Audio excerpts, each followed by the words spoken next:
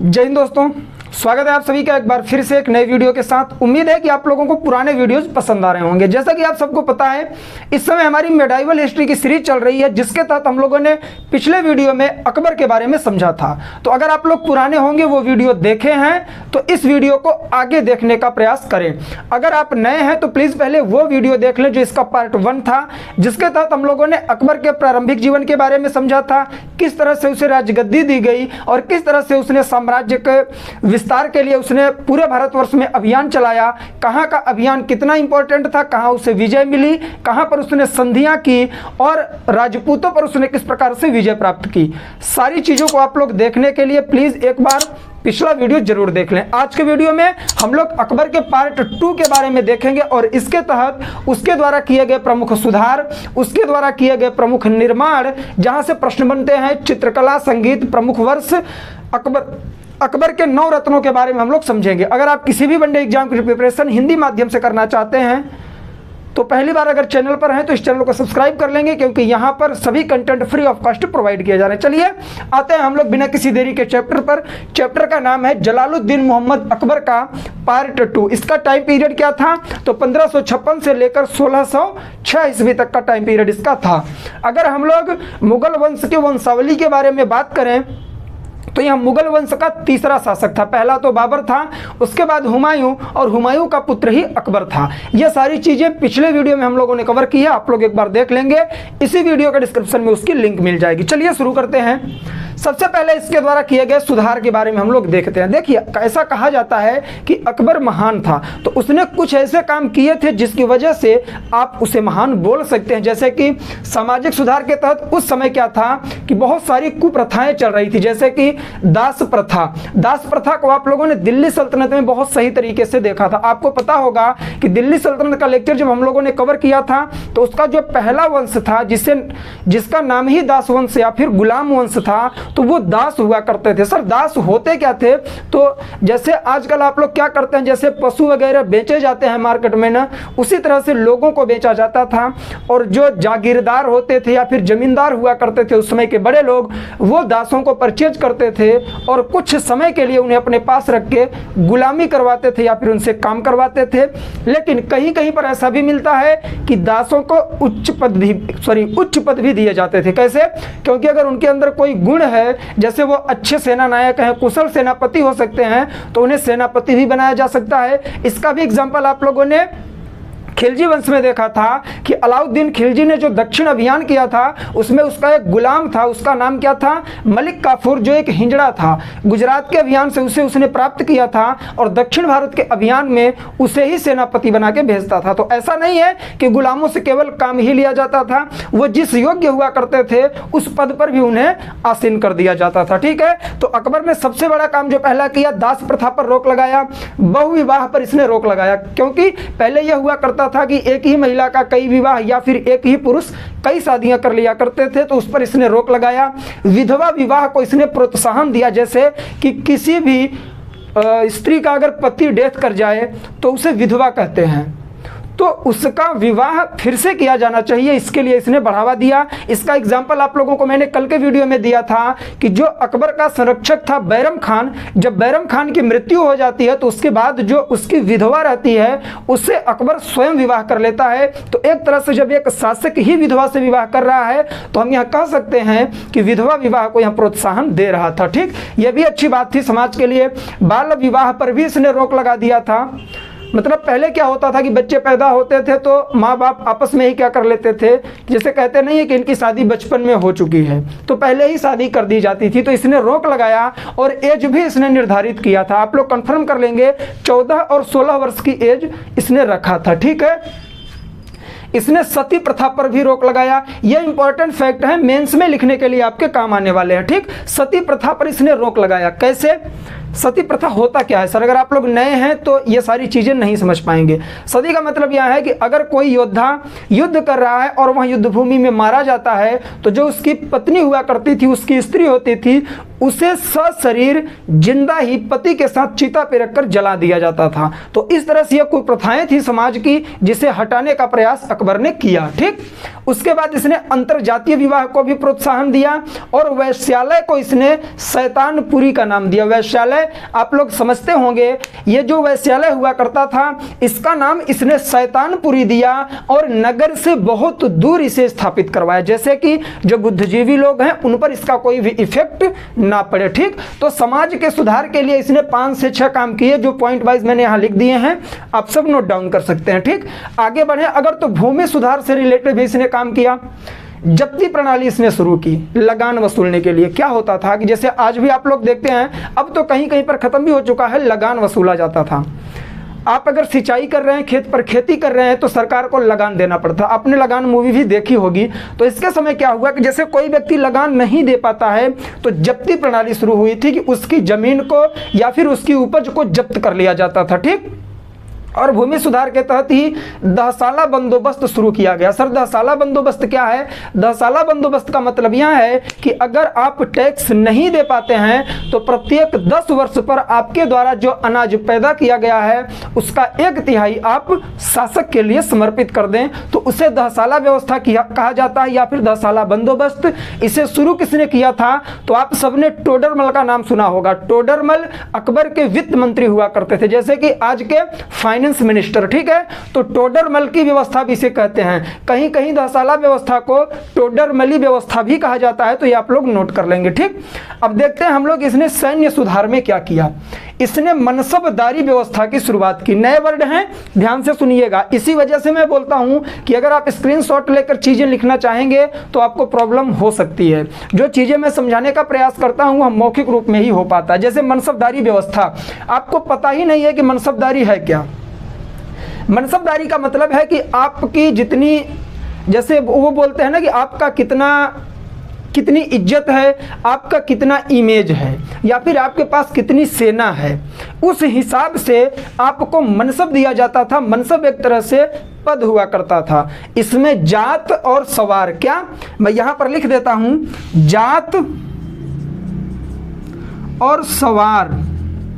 ठीक है, 2 प्रकार से मनसब प्रदान किया जाता था। जात का मतलब है कि आपको कौन सा पद दिया जाएगा, सवार का मतलब है कि आपके पास कितने घोड़े, हाथी या फिर सेना है। ठीक, इस हिसाब से आपको मनसब प्रदान किया जाता है। उसके बाद इसने घोड़ा दागने की प्रथा और हुलिया रखने की प्रथा भी शुरू किया। ऐसा तो है नहीं कि इसने पहली बार शुरू किया। आपने दिल्ली सल्तनत में देखा था कि जो खिलजी वंश का अलाउद्दीन खिलजी था उसने इस प्रथा को शुरुआत किया था। किसे? घोड़ा दागने की प्रथा और हुलिया रखने की प्रथा। घोड़ा इसलिए दागे जाते थे कि सैनिक को अगर कोई घोड़ा दिया गया है तो कहीं ले जाकर वह उसे बदल के कोई कमजोर घोड़ा लाकर सेना में भर्ती ना कर दे। ठीक, हुलिया का मतलब है कि सैनिक की हुलिया रखी जाती थी। जैसे आप लोग आज कोई भी एग्जाम वगैरह देते हैं, किसी भी एग्जाम के लिए आप शामिल होना चाहते हैं, उसमें तो फॉर्म अप्लाई करते हैं, तो आप लोगों से पूछा जाता है कि आपके बॉडी पर कोई मार्क है तो वो सिंबल आप बताइए। तो इसी तरह से जो सैनिक आते थे उनकी हुलिया लिखी जाती थी कि किसी के पास तिल है या कोई हाथ कटा है, पैर में कोई चोट है, वो चीज़ें यहाँ लिखा करता था। ठीक, तो हुलिया और घोड़ा दागने की प्रथा अगर पहली बार पूछे तो अलाउद्दीन खिलजी ने दिल्ली सल्तनत में शुरू किया था, और अगर मुगल वंश में पहली बार पूछे या फिर मुगल साम्राज्य में तो अकबर ने शुरू किया था। उसके बाद कई किताबों में मिलता है कि इसने सिजदा और पायबोस की प्रथा भी चलाई थी। सिजदा और पायबोस आप लोग देखे होंगे, तो किसने शुरू किया था? बलबन ने शुरू किया था। बलबन कौन था? तो वह भी दास वंश का ही शासक था। ठीक है, बलबन ने सिजदा और पायबोस नामक 2 प्रथाएं शुरू की थी। मतलब कि सुल्तान, उस समय के जो शासक था, दिल्ली सल्तनत में जो शासक हुआ करते थे उन्हें सुल्तान कहा जाता था, लेकिन मुगल वंश के जो शासक हैं इन्हें बादशाह कहा जाता था। तो उसने क्या किया था बलबन ने कि सुल्तान की पदवी को बढ़ाने के लिए सिजदा और पायबोस नामक 2 प्रथाएं उसने चलाई थी। सर सिजदा क्या था? सिजदा का मतलब यह है कि सुल्तान के सामने जाकर उसके पैरों को चूमना, क्या, सुल्तान के सामने जाकर उसके पैरों को चूमना। और पायबोस का मतलब क्या है कि आप सुल्तान के पास जाइए और दंडवत प्रणाम करिए, उसके पैरों पर गिर जाइए और उसके पैर के अंगूठे को चूमिए। इस तरह से ये एक तरह से देखें तो कुप्रथा ही थी, लेकिन शासक की गरिमा को बनाए रखने के लिए इस तरह की प्रथाएं अकबर ने भी शुरू की। तो अगर हम लोग सैन्य व्यवस्था में देखें तो इसने अलाउद्दीन खिलजी से घोड़ा दागने की प्रथा, हुलिया रखने की प्रथा प्राप्त की, और जो बलबन था, बलबन के द्वारा किए गए सिजदा और पायबोस प्रणाली को भी इसने शुरू किया। ठीक, तो ऐसे प्रश्न आप लोगों से बन सकता है। अब आते हैं इसके द्वारा बनवाए गए कुछ निर्माण कार्य, जैसे आगरा का किला। आगरा के किले को कभी कभी यह भी लिख के आता है कि आगरा का लाल किला किसने बनवाया था, तो आप दिल्ली का लाल किला और आगरा के लाल किला में आप कंफ्यूज हो सकते हैं। ठीक, तो इस वजह से याद रखेंगे कि जो आगरा में किला बनवाया गया है वह भी लाल किला है और उसका निर्माण अकबर ने करवाया था, और दिल्ली में जो लाल किला आप लोगों को देखने के लिए मिलता है उसका निर्माण शाहजहां ने करवाया था। ठीक है, वो जो जहांगीर का पुत्र था। तो दिल्ली का लाल किला शाहजहां ने बनवाया और आगरा का लाल किला अकबर ने बनवाया था। ठीक, ये पॉइंट याद रखिएगा। इलाहाबाद का किला, आज इलाहाबाद को प्रयागराज के नाम से जाना जा रहा है, वहां पर भी गंगा और यमुना नदी के संगम पर एक किले का निर्माण करवाया था। किसने? अकबर ने करवाया था। लाहौर, जो वर्तमान में पाकिस्तान में पड़ता है लाहौर, लाहौर में भी एक किले का निर्माण इसने करवाया था। उसके बाद इसने फतेहपुर सिकरी नामक नगर की स्थापना की और आगे चल के फतेहपुर सिकरी को ही इसने क्या कर दिया था, राजधानी भी बना दिया था। फतेहपुर सिकरी में इसने क्या किया था, दीवान ए खास। ठीक है, दीवान ए खास का मतलब यह है कि जहां शासक अपने खास लोगों से मिलेगा उसे दीवान ए खास नामक जगह बोली जाती थी या महल, उसका निर्माण करवाया। और फतेहपुर सिकरी में ही इसने पंचमहल का निर्माण करवाया। जोधाबाई के महल का भी निर्माण इसने फतेहपुर सिकरी में ही करवाया था, और वहीं पर इसने बुलंद दरवाजा का निर्माण करवाया था। बुलंद दरवाजा का निर्माण आप सबको पता होगा, जब यह गुजरात विजय करने गया था तो गुजरात विजय करने के बाद जब यहां आया तभी इसने बुलंद दरवाजा का निर्माण किया था। ऐसा कहा जाता है कि बुलंद दरवाजा फतेहपुर सिकरी में प्रवेश करने का गेट बोला जाता है। ठीक, तो इसे आप लोग याद रखेंगे किस उपलक्ष्य में बनाया गया, कब बनाया गया। आप लोग दिल्ली में देखते होंगे हुमायूं का मकबरा, हुमायूं टॉम्ब के नाम से जाना जाता है, आप लोग विजिट करने भी गए होंगे, तो उसका निर्माण भी इसी ने करवाया था। किसने? अकबर ने। हुमायूं कौन था, तो यहां अकबर का पिता था। ठीक, आगे बढ़ते हैं। अगर हम लोग देखें चित्रकला के क्षेत्र में तो यहां हम लोग ये देखेंगे कि कौन कौन से चित्रकार इसके दरबार में रहा करते थे। ये दो नाम पूछे जाते हैं, अब्दुल समद और दसवंत। दो नाम इंपॉर्टेंट है, आप लोग याद रखेंगे, प्रश्न यहीं से बनता है। थे बहुत सारे लेकिन इंपॉर्टेंट ये थे। ठीक, संगीत के बारे में अगर बात करें, आप सबको पता है कि संगीत में ये भी रुचि लेता था, यह नगाड़ा बजाया करता था। कौन? अकबर। तो तानसेन ये इसके नवरत्नों में भी शामिल हैं। तानसेन, इसके बारे में हम लोग आगे बात करेंगे। तानसेन और बैजू बाबरा ये दो प्रमुख संगीतकार इसके दरबार में रहा करते थे। ठीक है, गर्मी पड़ रही है डियर, चलिए आगे बढ़ते हैं। अब इसके द्वारा हम लोग देखेंगे प्रमुख वर्ष, किस वर्ष में इसने क्या क्या बड़ा काम किया। तो 1542 में अकबर का जन्म हुआ था, मैंने कल भी आप लोगों को बताया था। कहां पर हुआ था? तो राणा वीर साल के महल में। ठीक है, राणा वीर साल के महल में इसका जन्म हुआ था, और 1556 में इसका राज्याभिषेक किया गया। तो राज्याभिषेक सर कहां पर हुआ था?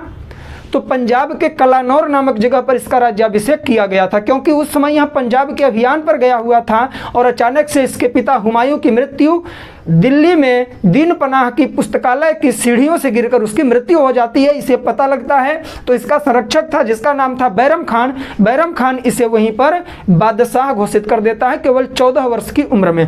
42 में यह पैदा होता है, 56 में यह शासक बन जाता है, तो 14 वर्ष ही तो हो रहा है। 14 वर्ष का बालक अचानक से विकट परिस्थितियों की वजह से, पिता की मृत्यु की वजह से बादशाह बना दिया जाता है। ठीक, फिर 1560 में बैरम खान की मृत्यु हो जाती है। आप सबको पता है बैरम खान को क्या हुआ था, इसके साथ भी बहुत सारी घटनाएं हुई। मैंने कल के वीडियो में बताया था, माहम अनगा और सरदारों के द्वारा अकबर को भड़काया गया कि कहीं ना कहीं बैरम खान अपने मन की काम कर रहा है, तुम्हारी कोई बात ही नहीं सुन रहा है। और माहम अनगा थी कौन? तो अकबर की धाय माँ हुआ करती थी, तो उसकी बातों में आकर इसने कहा कि खान बाबा बोलता था वह बैरम खान को, अकबर ने खान बाबा से बोला अर्थात बैरम खान से कि आप मक्का चले जाओ हज करने। जब वह मक्का हज करने जाते हैं तो वहीं पर, मक्का कहाँ पड़ता है तो सऊदी अरब में है, तो उस समय तो स्थल मार्ग से ही लोग जाया करते थे। तो जब यहाँ दिल्ली से निकल के जाने लगे तो अपने इंडिया में ही गुजरात में पाटन नामक जगह पर एक व्यक्ति इनकी हत्या कर देता है। तो वो टाइम पीरियड कौन सा था तो 1560 का था। ठीक है, आगे बढ़ते हैं हम लोग। फिर 1562 में दास प्रथा का अंत होता है। दास प्रथा का मतलब यही है जो मैंने आप लोगों को अभी बताया था। 1563 ईस्वी में तीर्थ यात्रा कर समाप्त कर दिया जाता है, ये थोड़ा आप लोग ध्यान रखेंगे। और 1564 में जजिया कर समाप्त किया जाता है। तीर्थ यात्रा कर का मतलब यह है कि जो हिंदू तीर्थ वगैरह करने जाते थे तो उन पर यात्रा का शुल्क लिया जाता था कि आप अगर वहां जा रहे हैं तो पैसे जमा करें। 1564 में जजिया कर और यात्रा कर खत्म करने का इसका जो रीजन था वो थोड़ा हम लोग एक्सप्लेन करेंगे, टाइम आप लोग जरूर याद रखेंगे। होता क्या है कि आप सबको पता होगा कि कछवाहा राजपूत थे। कौन? राजा भारमल। राजा भारमल एक कछवाहा राजपूत थे। कल का वीडियो देखेंगे, सारी चीज़ें आपको याद होंगी। मैं इस वजह से एक्सप्लेन कर रहा हूं दोबारा, जिससे कि जो नए स्टूडेंट्स हों उन्हें प्रॉब्लम ना हो। ठीक है, तो कछवाहा राजपूत हुआ करते थे भारमल पर यहाँ अटैक करता है अकबर अपने साम्राज्य विस्तार के लिए, तो वह स्वेच्छा से इसकी अधीनता स्वीकार कर लेते हैं। कौन? राजा भारमल। तो उनकी एक पुत्री थी जिसका नाम था हरखाबाई। हरखाबाई को ही आगे जाकर जोधाबाई का नाम दिया गया। उन्होंने अपनी पुत्री का विवाह अकबर के साथ कर दिया। तो अब देखिए, अकबर एक मुसलमान था, जब वह राजपूत की कन्या से शादी करता है तो कहीं ना कहीं वह प्रभावित होता है हिंदू धर्म से भी, और हिंदुओं के प्रति भी वह सहिष्णु हो जाता है। इस वजह से हिंदुओं के ऊपर जो तीर्थ यात्रा कर लगाया जाता था उसकी समाप्ति इसने कर दी। कब? 1563 ईस्वी में। उसके बाद 1564 में जजिया कर को इसने समाप्त कर दिया। सर जजिया कर क्या है? नए स्टूडेंट्स ध्यान देंगे, जो गैर मुस्लिम हुआ करते थे, जैसे कि ऐसा व्यक्ति जो मुस्लिम नहीं है, जो इस्लाम धर्म को नहीं मानता है, चाहे वह हिंदू हो, सिख हो, बौद्ध हो, जैन हो, पारसी हो, उसके ऊपर जजिया कर लगाया जाता था। जजिया कर एक्चुअल में अगर हम लोग देखें तो वह एक धार्मिक कर हुआ करता था। ठीक, तो इस पर भी इसने पाबंदी लगा दी। अच्छा, यहां से एक चीज आप लोग जजिया में रिपीट कर लीजिएगा कि सबसे पहले भारत पर जजिया कर किसने लगाया था। तो सबसे पहले भारत पर जजिया कर लगाने वाला जो मुस्लिम आक्रांता था 712 ईस्वी में आया था मोहम्मद बिन कासिम, जिसने सिंध पर विजय प्राप्त की थी। पहला मुस्लिम आक्रमण भी था जो सफल हुआ था, और उसी ने जजिया कर भारत में लगाया था गैर मुस्लिमों पर। ठीक है, उसके बाद अगर हम लोग बात करें तो दिल्ली सल्तनत आते आते यह कर खत्म कर दिया गया था, लेकिन दिल्ली सल्तनत में फिर से जजिया कर लाया गया। उसके बाद यह फिर खत्म होता है तो अकबर इसे क्या करता है? रोक देता है। देखिए ये पॉइंट याद रखिएगा, 1564 ईस्वी में जजिया कर को खत्म करता है। कौन? अकबर। लेकिन जजिया कर अभी भी पूरी तरह से खत्म नहीं हुआ है। आगे चल के जब औरंगजेब का टाइम पीरियड आएगा तो औरंगजेब फिर से हिंदुओं पर जजिया कर लगाता है, और वह जजिया कर तब तक चलेगा जब तक उत्तर मुगल काल में मोहम्मद शाह रंगीला शासक नहीं बनेगा। मोहम्मद शाह रंगीला पूरी तरह से जजिया कर को खत्म करता है। तो 2-3 पॉइंट हैं कि अकबर ने जजिया कर को कब खत्म किया तो 1564 ईस्वी में। सबसे पहले भारत में जजिया कर कब लगा तो 712 ईस्वी में सिंध में लगाया गया था, जब मोहम्मद बिन कासिम ने अटैक किया था। जो भारत पर अटैक करने वाला पहला सफल मुस्लिम आक्रमण था वह कहां का था तो वह अरब का था। ठीक है, और सबसे लास्ट में जजिया कर को पूरी तरह से भारत में किसने खत्म किया तो वह था मोहम्मद शाह रंगीला, जो उत्तर मुगल काल का एक बहुत ही विलासी प्रवृत्ति का बादशाह था। ठीक है, तो ये पॉइंट आप लोग जजिया कर से रिलेटेड एक बार रिपीट कर लेंगे या रिवाइज कर लेंगे। फिर क्या होता है, 1571 में यह फतेहपुर सिकरी नामक नगर की स्थापना करता है और वहां पर यह कैपिटल भी ट्रांसफर कर देता है। ठीक है, अब 1573 में ही यह बुलंद दरवाजा का निर्माण करवाता है। वहीं पर मैंने आप लोगों को बताया इबादत खाना को आप लोग थोड़ा ध्यान से समझेंगे। ठीक है, इबादत खाना को आपको समझना पड़ेगा। इबादत खाना का मतलब यह है कि जहां पर इस्लाम धर्म के लिए लोग, इबादत का मतलब क्या होता है, दुआएं वगैरह मांगते हैं, लोग इकट्ठा होकर दुआएं मांगते हैं। एक तरह से पूजा स्थल बोल सकते हैं हम लोग, किसका? मुस्लिम वर्ग के लोगों का। ठीक है, तो इसका निर्माण कब हुआ? 1575 ईस्वी में। फिर 1578 ईस्वी में क्या हुआ, सभी धर्मों का प्रवेश इसमें कर दिया गया। ऐसा था कि जब 1575 में अकबर ने इबादत खाना की स्थापना की तो उस समय यह निर्णय लिया गया कि यहाँ केवल इस्लाम से रिलेटेड लोग ही आएंगे। लेकिन आगे चल के 1578 में, क्योंकि मैंने आपको बताया कि अकबर क्या है, सहिष्णु हो जाता है हिंदुओं के प्रति भी, तो यहाँ कहता है कि चाहे मुस्लिम वर्ग के लोग हों, इस्लाम को मानने वाले हों, और चाहे फिर वह गीता को मानने वाले हिंदू हों, या फिर ईसाई हों, जैन हों, बौद्ध हों, क्रिश्चियन हों, सब आ सकते हैं और इस इबादत खाना में भाग ले सकते हैं और शास्त्रार्थ कर सकते हैं। ठीक, तो सभी धर्म के लोग आते थे, अकबर भी इसमें रुचि लिया करता था और सभी धर्म के धर्म गुरुओं के साथ बैठकर वह बातें करता था। इसी से रिलेटेड एक और पॉइंट है, 1579 ईस्वी में एक घटना घटती है कि महजर की घोषणा होती है। महजर की घोषणा करता कौन है, तो मैं आप लोगों को बता दूं, अबुल फजल के पिता थे जो बहुत बड़े क्या थे, स्कॉलर थे, उन्होंने महजर की घोषणा की थी। अब ये महजर क्या है सर, ऐसे वर्ड आपको मिलेंगे पूरे मुगल वंश में मिलेंगे। मैंने आपको बताया कि अकबर इबादत खाना की स्थापना करता है, उसके बाद वह सभी धर्म के धर्मगुरुओं को वहाँ पर बुलाता है और उनसे शिक्षा लेने की कोशिश करता है। आपस में वो शास्त्रार्थ करते हैं, वह जानने का प्रयास करता है कि कौन सा धर्म अच्छा है। लेकिन जब कन्फ्यूज़न होता था तो डिसीजन लास्ट तक नहीं पहुंच पाता था। तो ये जो महजर है, महजर का मतलब यह है कि जब कोई भी धार्मिक शास्त्रार्थ होगा और कोई भी डिसीजन नहीं निकलेगा तो बादशाह को यह अधिकार दिया गया कि बादशाह जो निर्णय चाहे सुना दे वही माना जाएगा। तो एक तरह से महजर का मतलब है कि बादशाह को दी गई एक तरह से अधिकार कह सकते हैं, या फिर बादशाह को दी गई एक उपाधि कि वही धार्मिक चीज़ों का भी निर्णय करेगा। अगर शास्त्रार्थ में किसी भी प्रकार की वैमनस्यता होती है या फिर आपसी मतभेद होता है तो अकबर स्वयं उसमें जो निर्णय सुनाएगा वह माना जाएगा। तो यही कहलाता है क्या, महजर। कई बार टाइम आपको देगा और महजर लिख देगा और आप महजर के बारे में नहीं जानते तो कंफ्यूज होंगे, याद रखिएगा। ठीक, 1580 में 10 साला बंदोबस्त शुरू हुआ। मैंने आप लोगों को बताया इसके वित्त मंत्री टोडरमल ने शुरू किया था। यह भूमि सुधार से संबंधित था। ठीक है, 10 वर्षों पर कर वसूलने की एक प्रक्रिया थी और कर का जो रेट था वह क्या था, 1/3 था, 1/3। ठीक है, 1/3 भी बोल सकते हैं इसे। उसके बाद 1582 में दीन ए इलाही नामक धर्म चलाता है अकबर। देखिए होता क्या है कि इस्लाम धर्म को यह मानता है, लेकिन यह अलग से दीन ए इलाही नामक एक धर्म चलाता है और कहता है कि सभी धर्म के लोग इसे ग्रहण कर सकते हैं। लेकिन यह इसका धर्म ज़्यादा नहीं चला। दीन ए इलाही धर्म को केवल 18 लोगों ने क्या किया, 18 लोगों ने स्वीकार किया, जिनमें से केवल एक हिंदू था जिसने स्वीकार किया और उस हिंदू का नाम क्या था, महेश दास या फिर बीरबल।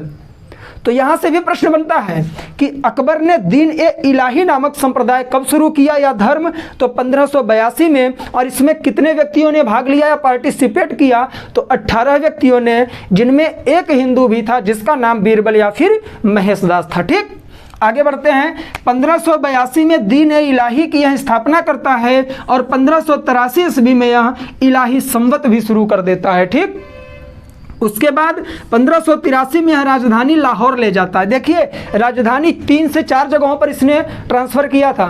सबसे पहले तो इसकी राजधानी दिल्ली में होती है, फिर आगरा में जाती है। आगरा से मैंने आप लोगों को बताया कहाँ पर, फतेहपुर सिकरी में लेकर जाता है, फिर फतेहपुर सिकरी से ले जाकर यहाँ लाहौर में स्थापित कर देता है, मुगल सल्तनत की क्या, राजधानी। ठीक, उसके बाद 1601 ईस्वी में यह अंतिम युद्ध लड़ता है। यह कई बार प्रश्न पूछा गया है कि अकबर के द्वारा लड़ा गया अंतिम युद्ध कौन सा था, तो असीरगढ़ का युद्ध था। मैंने आपको कल भी बताया था, असीरगढ़ किला एक बहुत ही अमीर तरह से बोल सकते हैं किला था। वहाँ पर बहुत ज़्यादा मात्रा में संपत्तियाँ थी, उसे लूटने के लिए उसके लालच बस यह असीरगढ़ पर अटैक करता है 1601 ईस्वी में और उसे जीत लेता है। और इसके बाद ही 1605 ईस्वी में इसकी मृत्यु हो जाती है। क्यों? क्योंकि जो अबुल फजल इसके बहुत चहेते कवि हुआ करते थे, उनकी हत्या इसके बेटे सलीम ने करवा दी वीर सिंह बुंदेला के द्वारा। तो यह बहुत ज़्यादा व्यथित हो जाता है और बीरबल की भी मृत्यु हो जाती है एक युद्ध अभियान में। तो इस वजह से यह व्यथित रहने लगता है, खाना पीना छोड़ देता है। आगे चलकर इसे पेचिस का रोग होता है और इस वजह से अकबर की मृत्यु हो जाती है। ठीक है, आगे बढ़ते हैं। अब मोस्ट इंपॉर्टेंट पॉइंट पर आएंगे। ये ईयर आप लोग जरूर रिपीट कर लेंगे, मैं रिक्वेस्ट करूंगा, क्योंकि यहाँ से छोटे एग्जाम्स में तो प्रश्न बनते ही हैं। अगर मेंस में आप लोगों ने इस तरह से पॉइंट लिख दिया तो आपको सारे नंबर मिलने वाले हैं। ठीक, आगे बढ़ते हैं। अकबर के 9 रत्नों के बारे में हम लोग बात करेंगे। सबसे पहले पर आते हैं अबुल फजल। ये एक साहित्यकार, दार्शनिक और विद्वान हुआ करते थे। अकबरनामा और आईने अकबरी की रचना इन्हीं ने की थी। किसने? तो अबुल फजल ने 1602 ईस्वी में वीर सिंह बुंदेला ने इनकी हत्या कर दी थी। और वह था कौन? वीर सिंह बुंदेला ने हत्या क्यों की? तो अकबर के बेटे सलीम ने इनकी हत्या करवाई थी। ठीक, उसके बाद आए फैजी। फैजी कौन था? तो अबुल फजल का ही बड़ा भाई था। यह एक राजकवि था। इसे राजकवि की उपमा या फिर अधिकार या फिर उपाधि दी थी। किसने? अकबर ने दी थी। यह प्रश्न बनता है फैजी के बारे में कि अकबर का दरबारी कवि कौन था? तो फैजी था। ठीक है, उसे दरबारी कवि या फिर राजकवि की उपमा दी गई है। यह एक अनुवादक था। इसने कई ग्रंथों का अनुवाद भी किया था। ठीक, चलिए फिर आते हैं अब्दुल रहीम खाने खाना तीसरे। इसके 9 रत्न हैं। पहला अबुल फजल, दूसरा फैजी, तीसरा अब्दुल रहीम खाने खाना। अब्दुल रहीम खाने खाना कौन थे? तो इनका पहले का नाम अब्दुल रहीम था। यहाँ बैरम खान के पुत्र थे। लेकिन जब बैरम खान की मृत्यु होती है तो बैरम खान की पत्नी से यहाँ शादी कर लेता है और उनका एक पुत्र रहता है अब्दुल रहीम, जो पढ़ने लिखने में बहुत ही ज़्यादा रुचि लेता था। तो अब्दुल रहीम को इसने शिक्षा वगैरह दिलाया और आगे चलकर जब वह गुजरात पर अभियान करता है और जीत जाता है तो उसके उपलक्ष्य में यह क्या करता है? अब्दुल रहीम को खाने खाना की उपाधि प्रदान करता है और अपने 9 रत्नों में इन्हें शामिल कर लेता है। यह बैरम खान के पुत्र थे, कवि और एक कुशल साहित्यकार थे। टोडरमल मैंने आप लोगों को बताया, यह इसके राजस्व और वित्त मंत्री थे। 10 साला बंदोबस्त इन्होंने ही शुरू किया था। मतलब कि 10 वर्षों पर वसूला जाने वाला कर जो पूरी उपज का 1/3 या फिर 1/3 होगा। राजा मान सिंह के बारे में आप लोग जानते हैं। राजा भारमल के पौत्र थे और भगवान दास के पुत्र थे। ठीक है, मतलब कि जो जोधाबाई थी इनकी बुआ थी। अकबर इनका फूफा था। किसका? राजा मान सिंह का। मतलब हद होती है। ये एक ऐसा बंदा था कि अकबर की तरफ से लड़ रहा था महाराणा प्रताप के खिलाफ। हल्दी घाटी का युद्ध मैंने कल आप लोगों को पढ़ाया था। हल्दी घाटी के युद्ध में राजा मान सिंह ही था जो महाराणा प्रताप के अगेंस्ट सेना नायक बना था। तो इस तरह से अकबर की भी नीतियों को अगर हम लोग समझने का प्रयास करें तो उसने भी हिंदुओं में कूटनीति के माध्यम से वैमनस्यता फैलाई, आपस में भिड़ाया और पूरे भारतवर्ष पर शासन किया। ठीक है, चाहे हिंदू हों, जो भी गैर मुस्लिम थे, सबके साथ उसने सही नहीं किया था। ठीक है, मान सिंह कौन थे? तो राजा भारमल के पौत्र थे, भगवान दास के पुत्र थे और ये साहसी सेना नायक थे। इस वजह से मान सिंह को यहां अपने 9 रत्नों में जगह दिया था अकबर। फिर आते हैं मियां तानसेन पर। तानसेन कौन थे? तो इनका पहले का वास्तविक नाम रामतनु पांडे था और इनके गुरु हरिदास थे। यह ग्वालियर में क्या थे? रहा करते थे। ग्वालियर या फिर ग्वालियर में रीवा पड़ता है मध्य प्रदेश में। वहाँ के एक राजा थे जिनका नाम था रामचंद्र। यह रामचंद्र के दरबारी थे। लेकिन जब अकबर ग्वालियर का अभियान करता है और वहाँ पर जीत लेता है ग्वालियर को, तो ये जो राजा रामचंद्र हैं इनसे उसने रामतनु पांडे अर्थात तानसेन को लाता है और अपने दरबार में रखता है और 9 रत्नों में वह इन्हें जगह देता है। इस अकबर ने किसे? रामतनु पांडे अर्थात तानसेन को कंठाभरण वाणी विलास की उपाधि दी थी। क्या? कंठाभरण वाणी विलास। यूपीएससी में यह प्रश्न बना है कि तानसेन को अकबर ने कौन सी उपाधि दी थी? तो कंठाभरण वाणी विलास की उपाधि उसने दी थी अकबर को। ठीक, कहा जाता है कि ये बहुत अच्छा गाया करते थे। ठीक है, इन्होंने मियाँ मल्हार और कई तरह के मल्हार नामक रागों का इन्होंने क्या किया? उद्भव किया। इन्होंने ही बनाया था। तो ये चीज़ याद रखिएगा, यूपीएससी पूछ सकता है आपसे। अगले 9 रत्नों में बीरबल आते हैं। बीरबल का वास्तविक नाम महेश दास था। यह अकबर के प्रमुख सलाहकार हुआ करते थे। आप लोग बहुत सारे मीम्स भी पढ़ते हैं अकबर बीरबल की, कुछ अगर देखें तो कहानियां भी आप लोग पढ़ते हैं, तो वो वही बीरबल हैं। इन्हें कविराज की उपाधि दी थी। नोट करिएगा कि अकबर ने बीरबल को कविराज की उपाधि दी थी और दीन ए इलाही में ये शामिल हुए थे। दीन ए इलाही क्या था? मैंने आप लोगों को बताया कि दीन ए इलाही एक तरह से संप्रदाय था जिसमें 18 लोगों ने भाग लिया था। उनमें से एक हिंदू थे बीरबल, जिनका नाम महेश दास था। तो इस तरह से प्रश्न बन सकता है, बीरबल की मृत्यु कैसे होती है? यूसुफ जई नामक कबीले से युद्ध के दौरान बीरबल की मृत्यु हो जाती है। अकबर बहुत व्यथित होता है, 4-5 दिन वह खाना नहीं खाता है क्योंकि यह बहुत चहेते हुआ करते थे। ठीक है, उसके बाद आते हैं मुल्ला दो प्याजा। ये भी 9 रत्नों में शामिल थे। मुल्ला दो प्याजा को कहा जाता है कि खाते समय हमेशा 2 प्याज ये खाया करते थे। अगर पा जाते थे तो खुश हो जाया करते थे। ठीक, ये कुशल और बुद्धिमान व्यक्ति थे, वाक्पटुता में माहिर थे, इस वजह से ये नवरत्नों में थे। वाक्पटुता का मतलब है कि जैसे लोग कहते हैं ना कि मैंने उसे उसके मुंह पर धो दिया, कि कोई भी बात हो सामने बोला करते थे, फेस टू फेस बात करते थे। कौन? मुल्ला दो प्याजा। उसके बाद नवरत्नों में जो सबसे अंतिम है हकीम मुमाम थे। हकीम मुमाम रसोई घर के प्रबंधक हुआ करते थे। इनके द्वारा बनाए गए खाने को ही अकबर खाता था और इन पर बहुत ज़्यादा विश्वास वह किया करता था। गर्मी बहुत ज़्यादा है, कोशिश मैंने की कि जितना भी हो सके मैं आप लोगों को अकबर से रिलेटेड पॉइंट बता सकूं।